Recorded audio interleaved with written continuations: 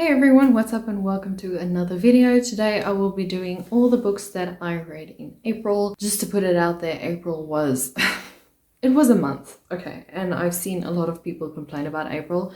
I don't know what's happening to April 2023, but I'm very glad it's over. I read 6 books in April. One was unfortunately a DNF. I couldn't take it.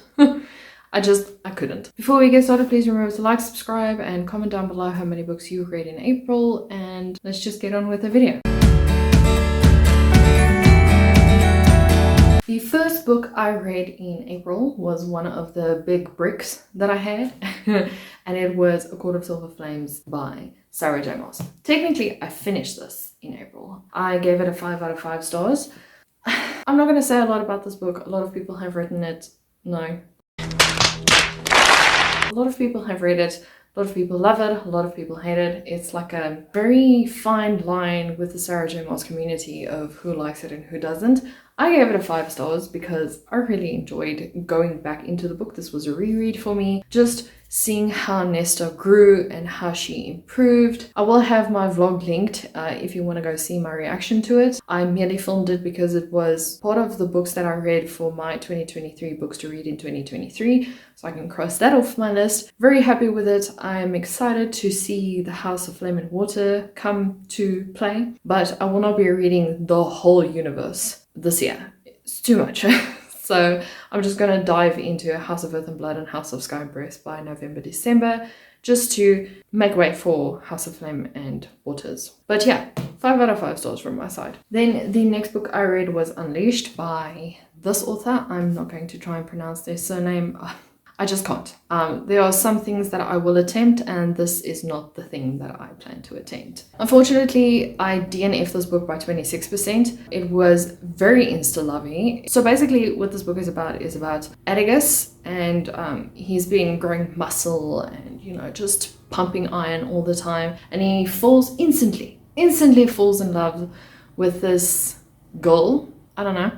And years later, he kind of sells her to the underworld for her protection because there's war brewing. And it really looked like a good book. But the first thing that I didn't like about it was the insta-love. I couldn't do with it. The second thing was the dialogue, and there was a lot of telling in the story, and it grated my gears so much. And then at the end of chapter 10, I believe, we suddenly jump 8 years later, and it was very jarring for me, and I was just like, I don't think I can finish this book. So unfortunately, that was a DNA for me. I'm sure the concept is very nice, but I just cannot get behind insta-love. It's not for me. The next book I read was my top favorite of April, and listen, this book has my whole heart. Anyway, and it is Ink Death by Cornelia Funke. I love this book. This book is set in the ink world, and we follow Mage, who is trying to, I don't know, deal with the fact that her father is a vigilante, as well as try and win the heart of a guy who he loves her, but he's more in love with someone he sees as a father figure, and he will gladly give up his life for this man. So it's a very catch-22 situation for her, and she starts falling out of love with him. But it's also a book set within a book. This book is very confusing. Listen. So we follow Mo, who is a vigilante, and he is now trying to save the ink world, but he has to do this by giving himself up. His whole family is in this book. They don't want him to give himself up, but for the purpose of the children, for the sake of the children, because there's war and everything is just a messy situation, he gives himself up. And yeah, it's messy. I don't want to delve deep into this book because it's a whole trilogy. If you want a fantasy middle grade, I would definitely suggest picking this book up. Please just note that Ink Spell, that is the second book in the series, is very draggy. They have this thing where they say it suffers from second book syndrome. That was Ink Spell, I believe. Although it did give you more about the world, it was more about Fenolio and his whole, I don't know, he had a thing in the second book that just annoyed the living hell out of me. Farid annoyed me, so it was a whole mess. And that's why it took me 2 years to pick up this book, because I just didn't want to. But I'm glad it's over now. I really love this book, but it's just, I loved it. I just loved it. It was a fantasy that I really needed, and gave it 5 out of 5 stars. Like I said, it was my favorite book for April, and I'm going to go into life thinking about the ending of this book.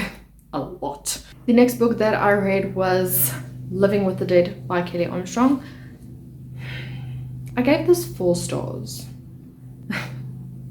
And this follows Hope, who is a half demon, and she is trying to cope with the fact that she is a chaos demon. And essentially what that means in this world is that the demon in her thrives on chaos. So if there's death, this demon is like, sign me up. She takes the chaos that is happening in that moment and the demon just drinks it in. It enjoys it.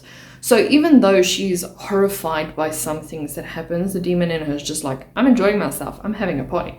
So yeah, it's Hope trying to find a balance between her human self and her demon self and how these two correlate. But she's also helping her human friend Robin, who has been accused of murder. And you delve into the series with so much. I mean, so much right off the bat just happens and you're like, okay, there's things happening too fast and I don't know how I feel about it. But anyway, Robin is accused of murdering a very high profile celebrity. Hope doesn't ask Hope. Hope actually just jumps in. Hope with her werewolf boyfriend Cole, he's so sweet actually. I didn't like him in the beginning, but he's actually so sweet. Anyway, they try and band together and find Robin's killer, and they uncover this messy situation with the cables, especially the NAST cables. And it's a messy situation. It also has clairvoyance in this, and a clairvoyant who just doesn't care about anything in life at all. She's like,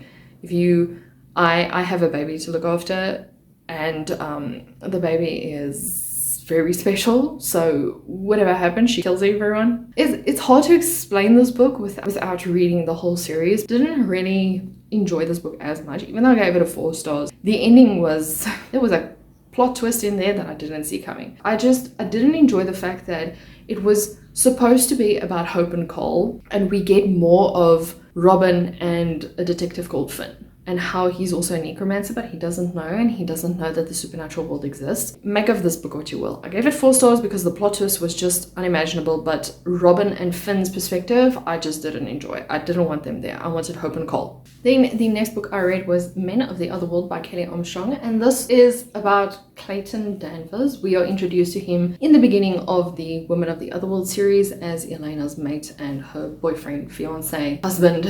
The titles just go on. We follow Clayton from when he was very, very small, and we see him grow up. We also follow Clayton's protector, like his father figure, and who's Jeremy, and Jeremy's father. We are introduced to Jeremy's father right in the beginning, and we see how Malcolm really is, and he's just, I don't have nice words for that man. So yeah, that's Malcolm.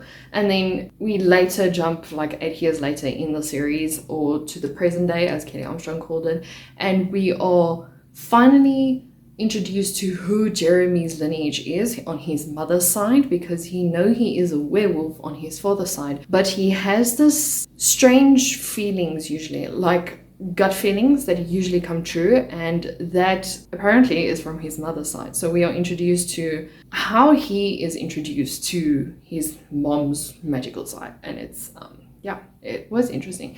But the one I really enjoyed was Clay's perspective, as we see him grow from a wild child into somewhat of a okay person.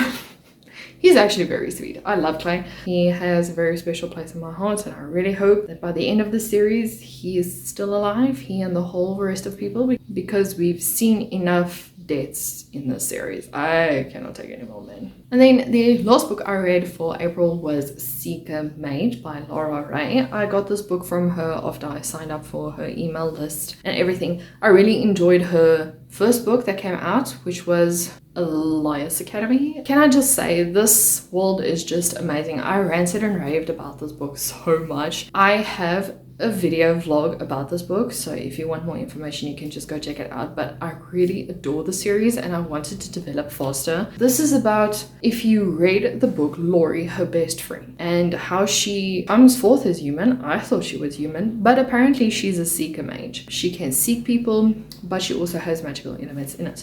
And it's just a short novella of introducing you to Vita and how she was part of the Elias Academy before Laurie even knew. I mean, she is a few years older older than Laurie, so she did develop her magic before Laurie. And it's an amazing series. I cannot stop gushing about the series. So if you really want a nice fantasy series, I would definitely recommend checking it out. It is on Kindle. You can get Secret Mage for free if you want to. You just have to sign up for Laura Ray's newsletter. That is going to be it for this video. If you guys enjoyed it, please remember to like and subscribe, and I'll see you guys in a video next week. Bye.